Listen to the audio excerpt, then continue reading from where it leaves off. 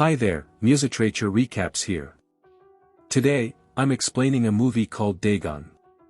Paul, a wealthy programmer, decided to take a break from his work and embarked on a yacht trip to Spain with his girlfriend Barbara, and friends Vicki and Howard. One night, Paul woke up from a nightmare where he was attacked by a fish-like creature, leading to a heated argument with Barbara. She was upset about his workaholic tendencies and impulsively threw his laptop into the water. Soon after, a violent storm hit, causing the yacht to crash as Howard attempted to navigate away from a reef. The impact of the crash left Vicki injured with a trapped leg amidst the wreckage. In a desperate attempt to seek help, Paul used a flare gun to signal for assistance from the people on the nearby beach. However, the distress call went unanswered. A young couple in a rubber boat approached to offer help, but their journey was fraught with challenges. They too collided with a reef and their boat began taking on water. They continued using oars to reach the village. Upon reaching the village, Paul and Barbara found themselves in a deserted place, unsure of where to turn. They heard strange sounds coming from one of the buildings and decided to investigate. To their astonishment, they stumbled upon the local church of the Dagon Order, a mysterious sect that worshipped a divine being. Paul's shock intensifies as he spots the very symbol from his nightmares adorning the church walls. Seeking aid for their stranded friends on a damaged yacht drifting perilously close to a treacherous reef, the young couple approaches a priest within the church. Regrettably, the church worker can't offer direct assistance, but he proposes to contact the local fishermen, who might be able to help. The fishermen are willing to head out to the stranded yacht, but there's a catch: they can only accommodate one person on board. In a selfless decision, Paul and Barbara agree to part ways. Paul will venture out to help their friends, Vicki and Howard, while Barbara sets off for the police station to seek further assistance at the pier. However, her encounter with the priest leaves her unsettled. She can't help but notice a peculiar webbed membrane between his fingers, akin to a frog's, though she keeps this observation to herself. As Barbara walks through the eerie, empty streets, she can't help but feel a sense of foreboding. The locals she encounters make strange and disconcerting sounds. Arriving at the hotel, she seeks help from the unresponsive porter, but he seems oddly indifferent to her pleas.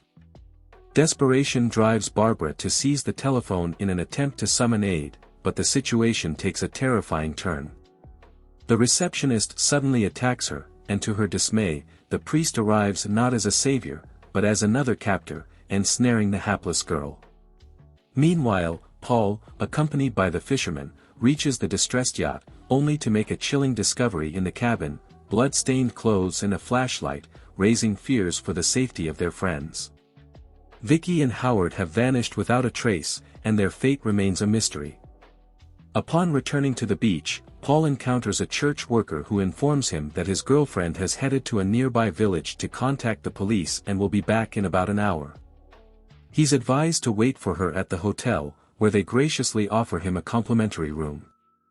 As Paul engages with the hotel staff, he can't help but notice peculiar cuts on the receptionist's neck, resembling gills, a detail that stirs unease within him. In the hotel room, Paul stumbles upon Barbara's lighter, indicating that she's been at this very place. When he receives the room key and ascends to the second floor, he's met with a disconcerting sight: a room that exudes an aura of dread, from its shoddy repairs and eerie furniture to the rusty plumbing.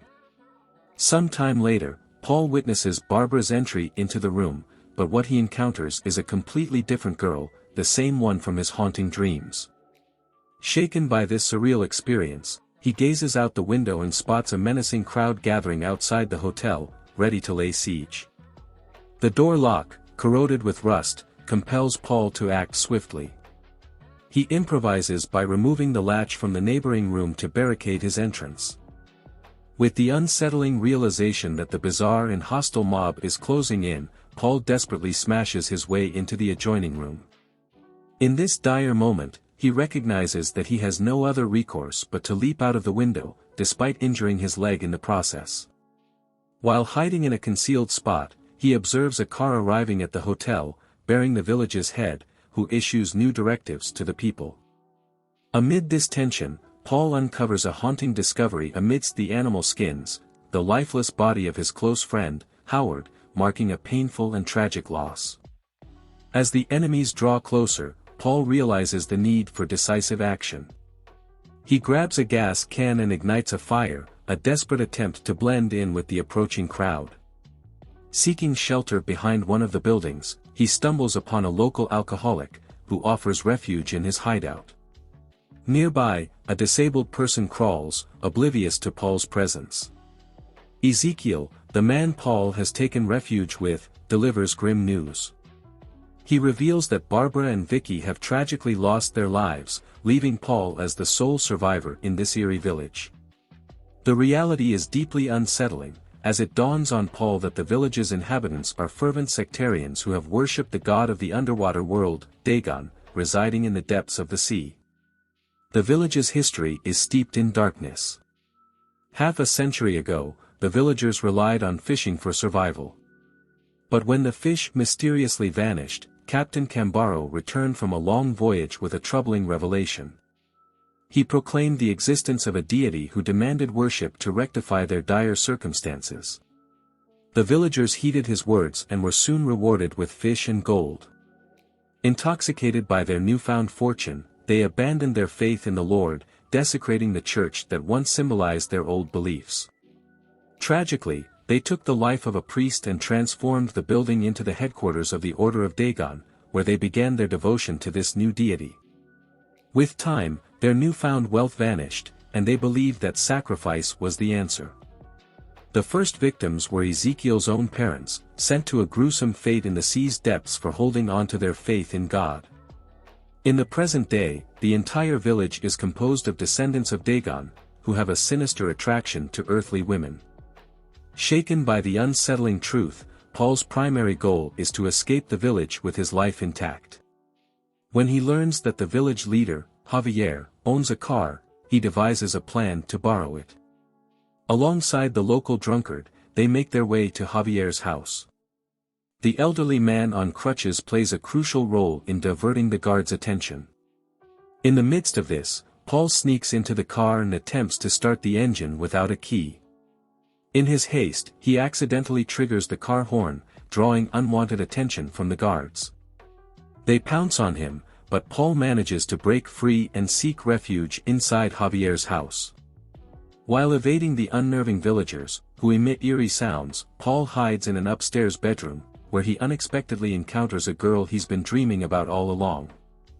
This girl, Oxia, welcomes him with joy and defends his presence in her room in front of the guards, proclaiming that there are no strangers in her bedroom.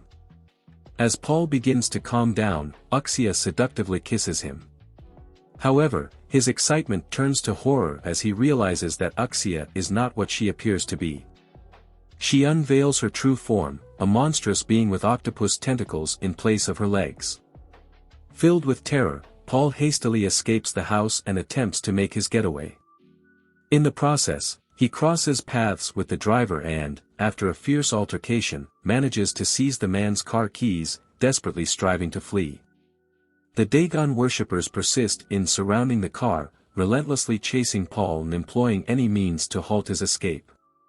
Desperate to avoid collisions with the pursuing villagers, Paul ends up in a car accident. When he emerges from the car, he's immediately set upon by several villagers.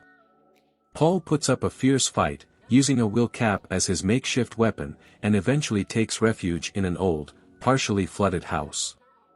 It appears that the danger is finally behind him, but he soon hears unsettling sounds. Upon investigating, he encounters a toad, which he tosses into the water to avoid drawing attention to himself. Just moments later, a young boy enters the room and raises the alarm, summoning the villagers to capture the fleeing Paul. Paul attempts to silence the boy, but he's swiftly attacked by a monstrous being with tentacles in place of arms. Despite the odds, Paul manages to overpower the villager and uses a broken toilet lid to fend him off before fleeing the house in search of a new hiding spot. However, Paul's respite is short-lived. He is ensnared with fishing tackle and captured once more. When he regains consciousness later on, he finds Barbara standing before him. Surprisingly, both she and Vicki are alive, but their ordeals at the hands of the locals have been horrific.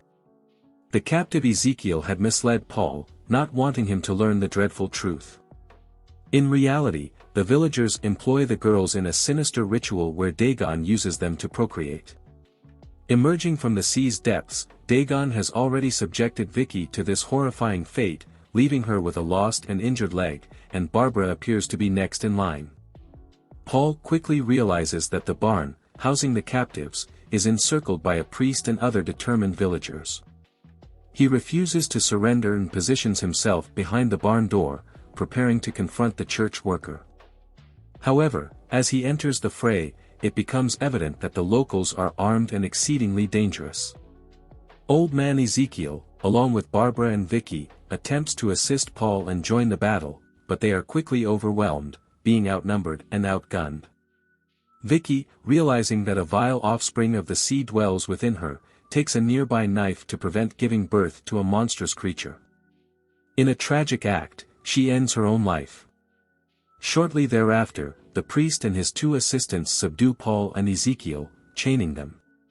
Despite Paul's offer of a $10 million check for his freedom, the villagers remain disinterested, as they possess an abundance of gold. The seemingly human faces of the sectarians are but a facade, concealing their true nature. Underneath these masks lie fish-like snouts adorned with writhing worm-like appendages, a sight that terrifies Paul. Having judged Ezekiel for his transgressions, the priest punishes him first, wielding a golden knife to sever the drunkard's face. Paul, resigned to his impending fate, prepares for the inevitable. However, Uxia intervenes just in time, preventing the priest's actions. Alone with Paul, she explains that they haven't made any sacrifices in a year, and Dagon is growing increasingly wrathful. Paul pleads for Barbara's release, but the villagers are unable to comply, as they require her presence for the impending ritual. The determination to save his girlfriend compels Paul to take action, even if it means confronting the seemingly impervious Uxia, who insists that Paul will remain with her for eternity. Once Uxia departs, Paul is finally set free. He seizes two golden knives and swiftly dispatches two of the priest's assistants before confronting the church worker himself, ensuring that he meets his maker. With no one else to depend on, Paul resolves to rescue Barbara. He secures a canister of gasoline and ventures to the church, uncovering the entrance to the basement behind a concealed door. Navigating through the labyrinthine underground, Paul makes a critical choice, hoping it will lead him in the right direction.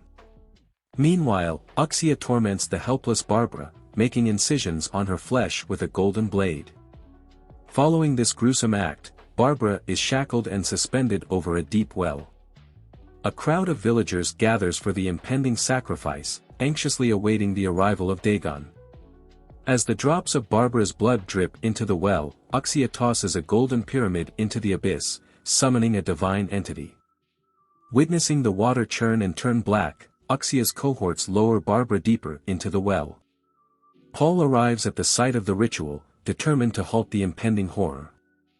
Armed with gasoline and a lighter, he sows chaos and panic among the villagers in a desperate bid to disrupt the sacrificial ceremony. Amid the chaos as the sectarian mutants attempt to flee, Paul manages to rescue Barbara from the ominous well. However, she's drenched in a dark, viscous slime. Barbara, suffering and traumatized, requests that Paul end her life, but he cannot bring himself to do it. Their harrowing ordeal takes a nightmarish turn as the dread deity Dagon emerges from the watery depths, ensnaring Barbara with its tentacles and pulling her into the abyss of the sea, leaving only her hands affixed to the crossbar. The enraged locals are poised to exact punishment upon Paul for the calamity that has unfolded, but Uxia intervenes. Javier, bearing his own visage reminiscent of a monstrous octopus, arrives and recognizes Paul as his son. It is revealed that Paul's mother, in a bid to secure a better life for her child, escaped from this village. However, upon nearing the village, Paul began experiencing haunting dreams that seemed to beckon him home. Initially skeptical of Javier's claims, Paul eventually notices the gills on his own body, confirming his monstrous heritage. Uxia, besides being Paul's sister, is also destined to be his future wife according to the village's macabre traditions. Overwhelmed by the grim reality, Paul contemplates taking his own life, but Uxia intervenes, pushing him into the water to extinguish the flames.